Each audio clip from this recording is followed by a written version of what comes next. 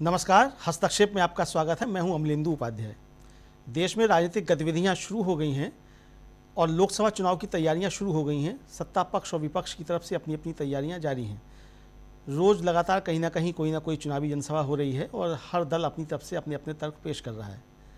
तो इस समय चुनावी माहौल क्या है और देश के अंदर किस तरीके की चुनावी गतिविधियाँ चल रही हैं, इसकी समीक्षा करने के लिए DB लाइव पर एक गंभीर परिचर्चा का आयोजन किया गया। उस परिचर्चा में मैंने भी हिस्सा लिया। परिचर्चा का संचालन किया DB लाइव के प्रधान संपादक राजीव रंजन श्रीवास्तव ने। तो आइए सुनते हैं उस परिचर्चा के कुछ प्रमुख अंश साभार। अगर आपने हमारा YouTube चैनल अभी तक सब्सक्राइब नहीं किया तो इसको सब्सक्राइब कर लीजिए, वीडियो को लाइक और शेयर कीजिएगा और कमेंट करके बताइएगा भी कि इस परिचर्चा पर आपकी क्या राय है। धन्यवाद।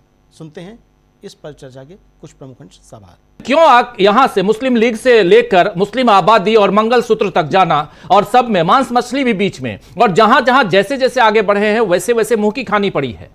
और यहां अब जो एक्शन लेने की बात है, जो डिमांड की गई है, इसमें कितना दम देखते हैं आप? और दम तो बहुत है, लेकिन क्या उधर से वो दम दिखाया जाएगा? चुनाव आयोग की तरफ से दम दिखाया जाएगा? क्या कुछ लगता है आपको?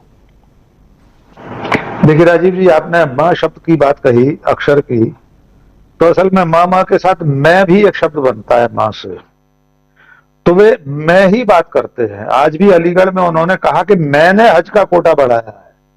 न वे भारत सरकार की बात करते हैं, न भाजपा सरकार की, न NDA सरकार की। मैं एको हम द्वितीयो नास्ति, वे ही है अहम ब्रह्मास्मि। जो कुछ है वे अकेले नरेंद्र मोदी है। अब जहां तक सवाल यह है कि उनके भाषणों में जो आपत्तिजनक बातें हैं उन पर किसी तरह के एक्शन की उम्मीद अगर हम कर रहे हैं तो इस वक्त जो चुनाव आयोग है उससे तो हमें नहीं करना चाहिए। एक उदाहरण आपको बताता हूं, आप सब जानते ही हैं उस घटना को, कि उद्धव ठाकरे की पार्टी के थीम सॉन्ग में भवानी शब्द आया। निर्वाचन आयोग ने फौरन से पेशतर नोटिस दे दिया। निर्वाचन आयोग शायद नहीं जानता होगा कि महाराष्ट्र में भवानी शब्द का क्या महत्व है। वो शिवाजी महाराज की जो आराध्य देवी थी तुलजा भवानी, उनके नाम से है। और कल उस नोटिस के मिलने के बाद से आज इस वक्त शाम तक पूरे मुंबई में, पूरे महाराष्ट्र में गली गली जय शिवाजी जय भवानी का नारा बुलंद होना शुरू हो गया है। उद्धव ठाकरे के अखबार सामना ने पहले पेज पर खबर छाप दी है कि भवानी का अपमान किया निर्वाचन आयोग ने। ठाकरे की पार्टी ने कह दिया हम नहीं हटाएंगे अपने थीम सॉन्ग में से भवानी शब्द। दूसरी तरफ नरेंद्र मोदी के भाषणों में जो कुछ है वो आदर्श आचार संहिता का उल्लंघन तो है ही राजीव जी। वो तो भारतीय दंड विधान के अंतर्गत दंडनीय अपराध है।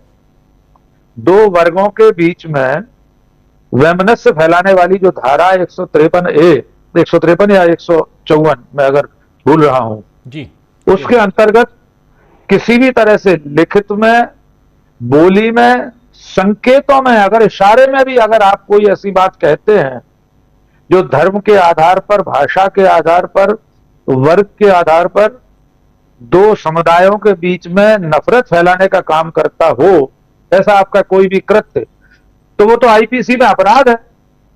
कायदे से तो नरेंद्र मोदी के खिलाफ मुकदमा दर्ज हो जाना चाहिए था आज की तारीख में पुलिस में। ये जो कांग्रेस का प्रतिनिधिमंडल चुनाव आयोग में गया हुआ है, कोई सामान्य नागरिक जाकर, इनमें से कोई कार्यकर्ता जाकर FIR करा सकता है? निर्वाचन आयोग तो कुछ करने वाला नहीं है, बिल्कुल तय है।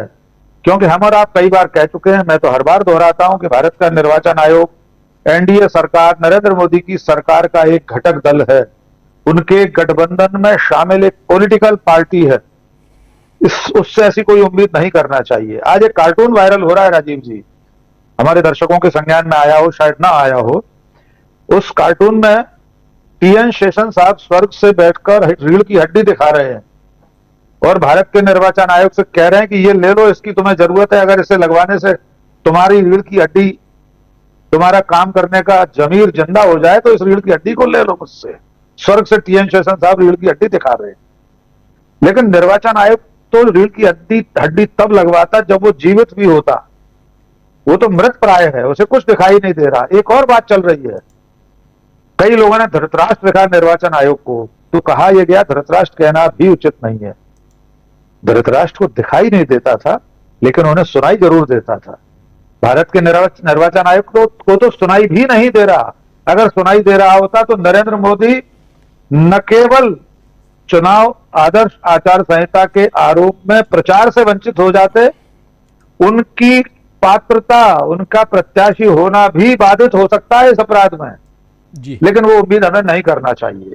अब लौटते हैं इस बात पर, वे कैसी दो मुही बातें करते हैं। बांसवाड़ा टू अलीगढ़, अलीगढ़ में उन्होंने दोनों बातें कही है राजीव जी। वो बात तो दोहराई ही है मंगलसूत्र वाली, लेकिन मुसलमानों को मेरे प्यारे भाइयों बहनों भी कहा है, और यह भी कहा है कि मैंने हज का कोटा बढ़ाया है, मैंने सऊदी अरब के क्राउन प्रिंस से बात करके आपको ये सारी सहूलियतें दिलवाई। यानी इस तरह की, इस कदर बदल जाने वाली बातें सिर्फ नरेंद्र मोदी ही कर सकते हैं। अब अंतिम बात यह कि वे ऐसा कर क्यों रहे हैं। जी वे इसलिए ऐसा कर रहे हैं कि बौखलाए हुए हैं। पहले चरण के मतदान के बाद जो संकेत डीवी लाइव और आप जैसे लोगों ने फील्ड में जनता से, मतदाताओं से बात करके परोसे हैं, वो सारी खबरें 7 लोक कल्याण मार्ग तक पहुंची हैं। खतरे की घंटी सुनाई दे रही है। इसलिए अपने पुराने आजमाए हुए खेल पर वे लौट रहे हैं हिंदू मुस्लिम वाले। आपने बड़े विस्तार से सारे तथ्यात्मक आंकड़े रखे हैं कि आबादी का क्या प्रतिशत है, किसकी आबादी बढ़ रही है, किसकी घट रही है।